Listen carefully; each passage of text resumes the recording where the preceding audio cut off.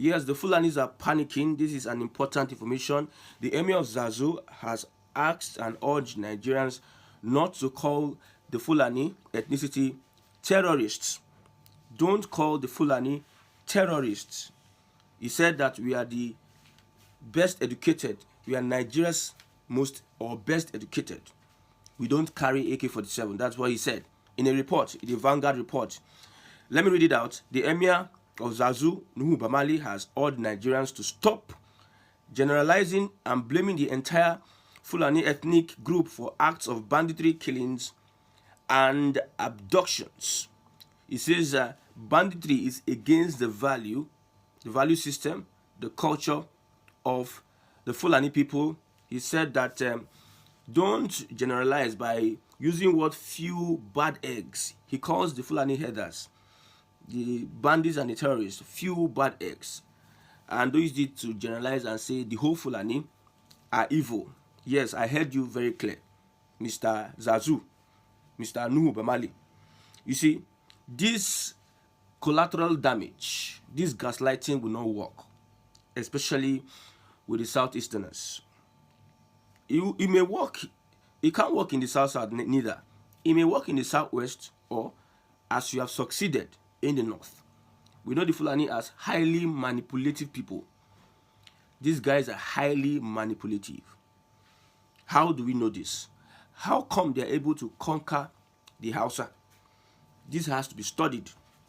How come they are able to permeate into the soul of Nigeria? People that are foreigners from a foreign land came in through the north, through Guinea, through the Futajalon. They came into the north, they subdued the Hausas, they installed their emirates, few in population compared to the Hausas. They took advantage of the goodness of the Hausa people, the docility of the Hausa people. The Hausa people are too nice. They took advantage of this because they are evil, killed their leaders, dominated their space, start ruling the northern region. The Fulani, they found themselves at the federal level. How manipulative they are. How manipulative. I've told you before that if Fulani comes to an area, they comes to this environment, one person comes with a brother, create a family, they become nice and everything. Of course, they create a settlement. They try to make you understand that they have a culture and this and that. Tell the local government they have a culture, blah, blah, blah. We can deal with our own issues. Look at what is happening in Germany. People are protesting that Sharia law must remain in Germany. You are coming from a hinterland. You are coming as a refugee from another country, as an immigrant from another country. You are coming to impose your Sharia law in a different country that gave you opportunity. That's how the Fulani behaves. They use Islam as a religion. They preach Islam as a religion. From there, they start growing in numbers in that community. They start extending. And these people are ruthless. And they are diabolic. Diabolic human beings. I'm just trying to explain to you the kind of people these Fulani, they are. How they're able to, not less than 15 million people, conquering over 70 million Hausas. Do you know what it is? You have Atiku. Most leaders we have in Nigeria today are Fulani.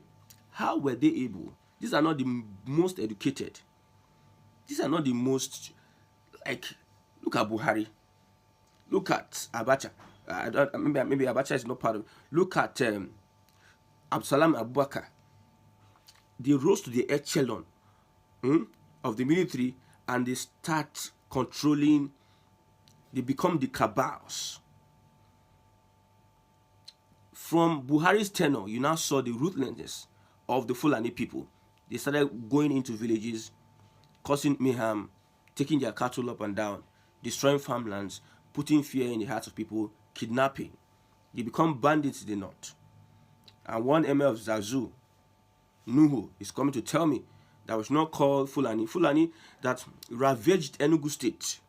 Fulani that kidnapped an Anglican bishop. Fulani that has sent fear in the spines of farmers all over Nigeria. If not, some people came out together to form a vigilante group that will send them away in the southeast.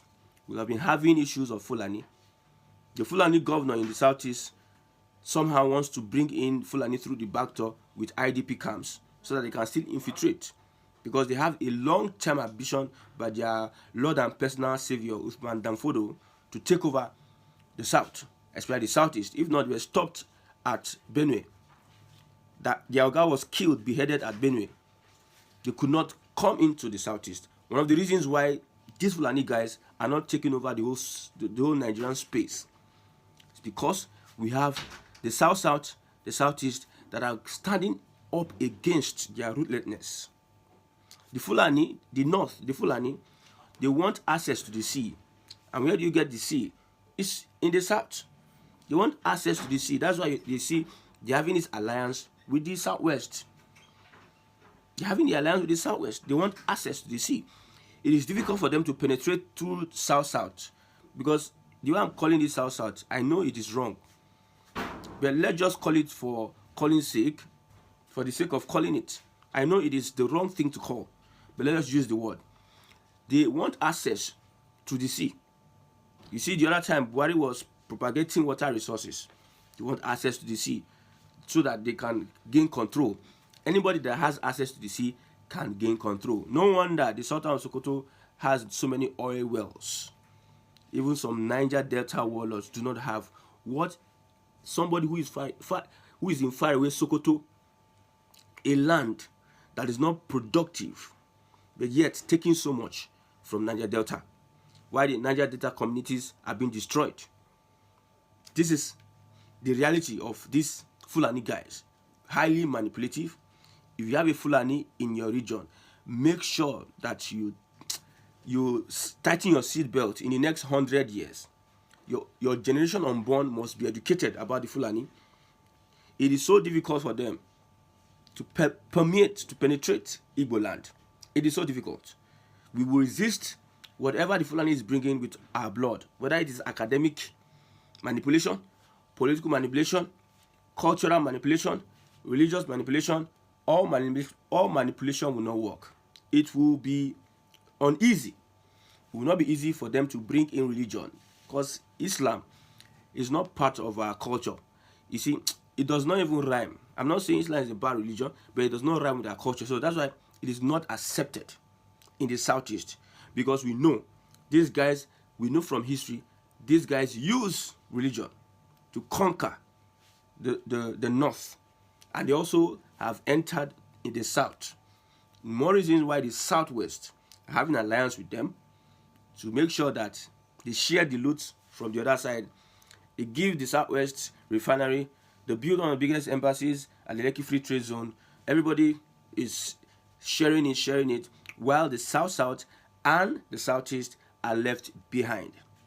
So we continue to see the Fulani headers and those that are attacking in farms as terrorists. We are not going to say few bad eggs. No, we don't take that, because we have not seen the efforts of these Fulani guys to stop the carnage that is going on. Most of the Fulani leaders, those leaders from Fulani extraction, have supported the actions of these marauders, these bandits. We have the Sheikh Gumi. We have many of them. These guys are foot soldiers. We have a vice president currently that we found Boko Haram in his house. You know what it is? If somebody, a governor, you found Boko Haram in his house, do you know what it means? Bandits are accusing a current minister under Tinubu's regime that they are the ones sponsoring them. So that one will not fly. Whether Fulani are the best educated or not, that is their business. Let them tell that to their people over there. It does not concern Biafrans, the Igbo people, the southeasterners, the southeastern region, inclusive of what we call the south today. You are not going to have access to the sea. You are not going to manipulate us anymore. It is not even possible. Even the southwesterners are wise. You can't manipulate them anymore. Another important notice I want to bring to you is the fact that the presidency is asking Nigerians not to call Bola Ahmed Tinubu, President Bola Ahmed Tinubu, T-Pain or T-Baby. That is not his name. If you don't want Egbe, If you don't Ogun, use Ogun and swear for you. Please don't call the president T-Pain. How would you call your president? Won't you accord respect to that office? How would you call your president, President of the Federal Republic of Nigeria, T-Pain? It does not work like that now. Let's respect our presidency. I know the name enter. The name pain them very well. And that name enter, my brother. Let me not lie for you. That name enter, gone T-Pain. Because the pains that this current regime has caused Nigerians, or the APC regime has caused Nigerians, is unheard of, is untold. Never have we suffered like this. Even in COVID-19, we never suffered like this. Nigerians survived COVID-19. The prices of goods, and man, with this current increase of petrol, by December, every other thing is going up. People are just hopeless. People don't know what to do again. APC supporters that I know, most are selling their properties. One sold his car the other time just to keep up. He doesn't want to buy fuel anymore. He can't afford buying fuel anymore. He sold his properties to yes, the president said, tighten your seatbelt. Tighten your seatbelt. They are tightening their seatbelt, but they are swearing, they are laying curses, they are abusing the person that they see as their personal Lord and Savior. I told you before that it's not magic, it's not hatred. I don't hate Bola Tinubu as a person. In fact, most of the things I learn about politics, I learn it from President Bola Tinubu. Most of the things I learn about propaganda, I learn it from APC supporters. When I was in school, they taught us propaganda.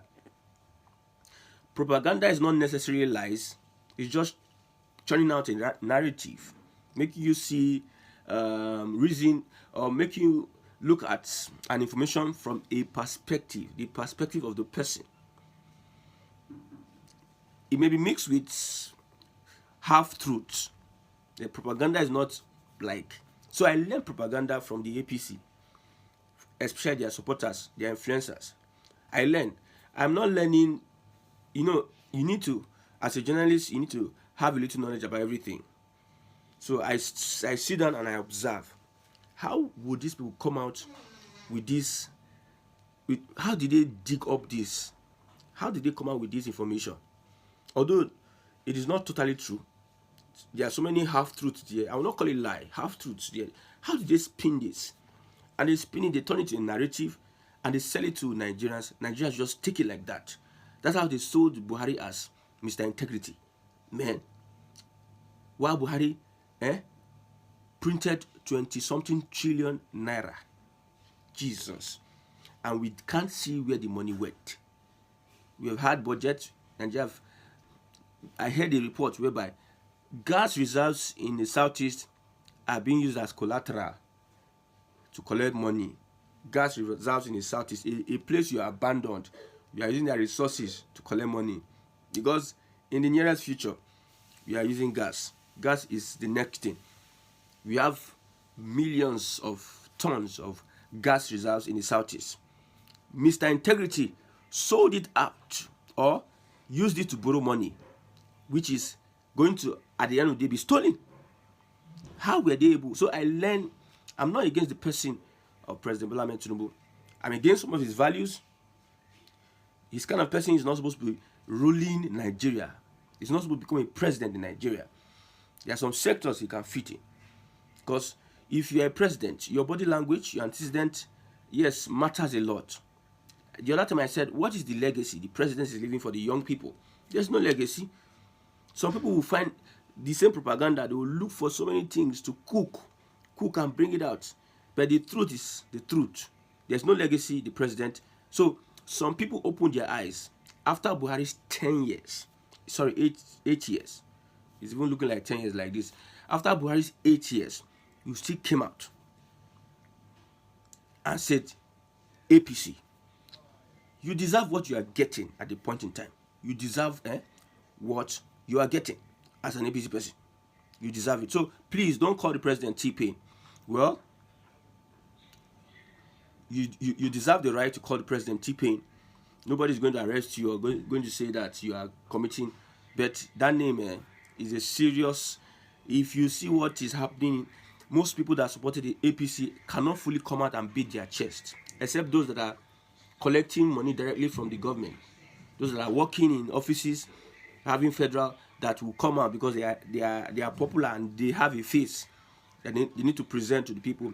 But those that were diehard supporters of the president, man, 2027 is going to be a very, very long ride. Most of them are backing out. They don't want anything to do with President Bola Ahmed Tinubu. Most of them. There are some people that are still diehard. You know, we still have diehard fans. They are still there. But most of them are backing out because of the suffering. I wish the president can prove them wrong, but I'm sorry to announce to you that we are on this earth together. We are still in this matter together. The president can do nothing. They will use propaganda to rule the country. They are going to tax Nigerians. Nigerians are going to run this government with their sweat and blood. And at the end of the day, excuses upon excuses upon excuses. Like I told you, President Bola Ahmed Tinubu might be the last president that will rule this country. Move on. The North is also saying that they should prepare for restructuring. They should prepare for secession. That if Biafrans are doing same, the Oduduwa are doing same, they should also prepare. A professor has come out to say that after the emir of Zazu came out to say that Fulanis are the most educated, Nigeria's most educated in Nigeria, I was laughing. Now, it seems everybody's coming out. People are waking up to the reality that Nigeria, people are reading the handwriting on the wall. I call it geopolitics. Geopolitics. Politics that is played on international level. When you go to embassies, north and south, if you understand what I'm saying, when you go to international embassies, it is not like together Nigeria. It is north and south. Everybody is dividing themselves. Everybody is getting ready for the doomsday. When we said it, people thought that we are high on drugs.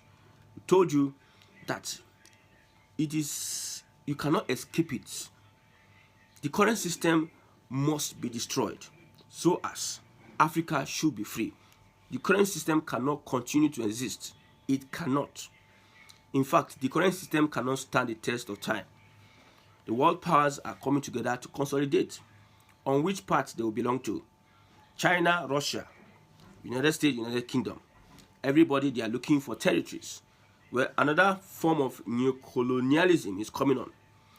The Biafran people, the other time they had the protests, you see what the North was raising. They were raising Russian flags. Everybody is wanting to run away from the influence of the United States, United Kingdom. United States prophesied that Nigeria is going to break up, and they are getting prepared for Nigeria's breakup. Oil reserves, gas reserves in the southeast, very, very much important to the United States. So they can create all sorts. We are going to talk about the gas reserves in the southeast. We are going to talk about how the foreign forces are influencing the insecurity, and they have some assets in Nigeria that they are using to perpetrate the evil so as to keep Africa under control. At the end of the day, Nigeria is going to get divided into 6 geopolitical units, and these units will have the influence of the West. They know that it is inevitable that Nigeria cannot stay together. It is inevitable. There's nothing you can do about it. Nigerians at best would want regionalism. At best. Now, let me read it out. Prof. Luga, that's what his name is. He's a professor in the North. He came out to say that the North must prepare for possible separation. They should not slack behind. Prof. Sani Abubakar Luga, the 5th Waziri Katsina, has called on the northern region to unite and prepare for self-determination, much like their southern counterparts.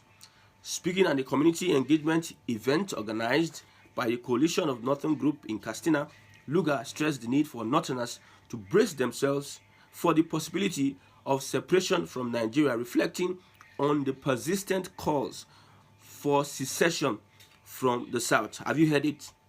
The one Nigeria, have you heard it? Possible separation. It is possible. It's going to be possible.